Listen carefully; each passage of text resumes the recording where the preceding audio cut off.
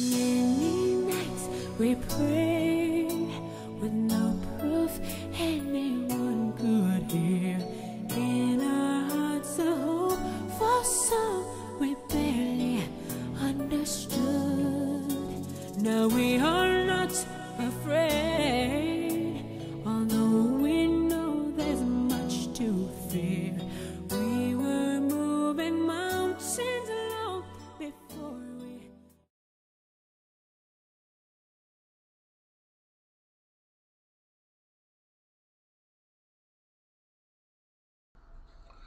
ברוכים הבאים למדריך השני של איך לעשות דפדפן ב-C#. במדריך הקודם הגענו לשלב הנוכחי הזה. כעת נמחוק את הטקסט בוקס ואת הכפתור, נמחוק את זה גם בשורת הקוד, כמו שאתם רואים אני כבר מחקתי, וכעת נלך לשורת הכלים בצד שמאל, טולבוקס, ונלך לכלי שקוראים לו טול סטריפ.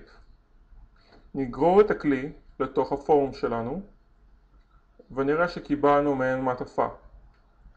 נלחץ על אייקון בצד ונבחר בבטן. ניצור 3 בטנים ולאחר מכן ניצור טקסט בוקס. לאחר שיצרנו את הטקסט בוקס ניצור בטן חדש. אוקיי, לאחר שעשינו את זה, מה זה טול סטריפ בעצם? טול סטריפ הוא בעצם התפריט שלנו של התוכנה. כלומר, כמו שבתוכנה שלנו, בתוכנה שבה אנחנו רושמים את הקוד, יש פייל, edit, view, project וכדומה, גם לנו יהיו מאפיינים כאלה. רק שהם יהיו בנויים ב3 כפתורים, טקסט בוקס ועוד כפתור אחד. אוקיי. עכשיו, על מנת לשנות את האייקונים האלה, נלחץ על אייקון שאנחנו רוצים לשנות, נלך למאפיין image, נלחץ על אייקון בצד, import, לאחר מכן נלך לספרייה, שם אנחנו רוצים להיכנס ולראות איזה תמונות אנחנו רוצים להעלות. בתור התחלה בואו נעלה את כפתור ה-back, לאחר מכן נעלה את כפתור הבא, לאחר מכן נעלה את כפתור דף הבית,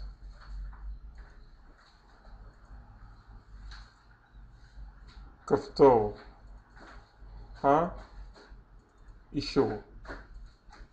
כעת הכל מוכן ואנחנו יכולים להתחיל לעבוד. אוקיי, כעת על מנת להתחיל לעבוד עם הקוד ניכנס פעמיים לכפתור האישור שלנו, וכמו שאתם רואים נפתחה לנו פונקציה חדשה שקוראים לה toolstrip button 4 קליק. כלומר, מה קורה אם הבטן בתפריט שלנו נלחץ, עם הבטן הספציפי של האישור. אוקיי, במידה ונלחץ על אישור, זאת אומרת לך לנתיב המסוים שכתבנו בטקסט בוקס הזה, אנחנו בעצם צריכים להשתמש בפונקציה navigate שלמדנו בשיעור הקודם. לכן נשתמש ב-web browser 1.navigate טקסט בוקס, לא טקסט בוקס, אלא ניקח את השם של הטקסט בוקס של הטול סטריפ של התפריט בעצם, נעתיק את השם תחת name במאפיינים ושם נקודה טקסט. כעת ה-web browser באמת ילך לפי הטקסט בוקס שרשמנו. מצוין. כעת נלך לכפתור ה-back ונוצפה לנו עוד פונקציה, toolstrip button 1 קליק. כלומר, מה יקרה אם לחצנו על הכפתור הראשון? הכפתור הראשון הוא כפתור החזרה, כלומר הדף הקודם. לכן נשתמש ב-web browser 1.go back. נפתח סוגריים ונסגור סוגריים. מעולה. כעת נלך לכפתור next, כפתור הבא. נראה שהפונקציה שנפתחה לנו היא פונקציה toolstrip button 2 click, כלומר הפונקציה אומרת מה קורה אם הכפתור השני נלחץ, כלומר נרצה להעביר את הדף לעמוד הבא, נשתמש ב-web browser 1 נקודה go next, go forward. go forward זו פונקציה שאומרת היי, דפדפן, לך לדף הבא. מעולה. עכשיו נלחץ על הכפתור השלישי שלנו ונוספה לנו פונקציה toolstrip 3 click. יופי. הפונקציה הזאת אומרת מה יקרה אם לחצנו על הכפתור השלישי, כלומר עמוד הבית. לכן נלך ל-web browser 1 ונקודה go home. go home אומרת היי דפדפן, אני רוצה שתלך עכשיו לעמוד הבית. מעולה. אלו הם כל הדברים שלמדנו עד כה. בואו נריץ את התוכנה ונבדוק אם הכל עובד. זו התוכנה שלנו עם האייקונים. נרשום http www.google.co.il, נלחץ על כפתור האישור והנה יש לנו את גוגל. כעת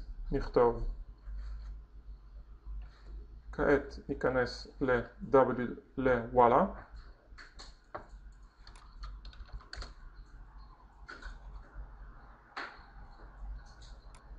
לאחר שנכנסנו לוואלה ננסה ללכת אחורה לתוצאת החיפוש של וואלה בגוגל. הנה, תוצאת החיפוש של וואלה עובדת, של גוגל, בוואלה.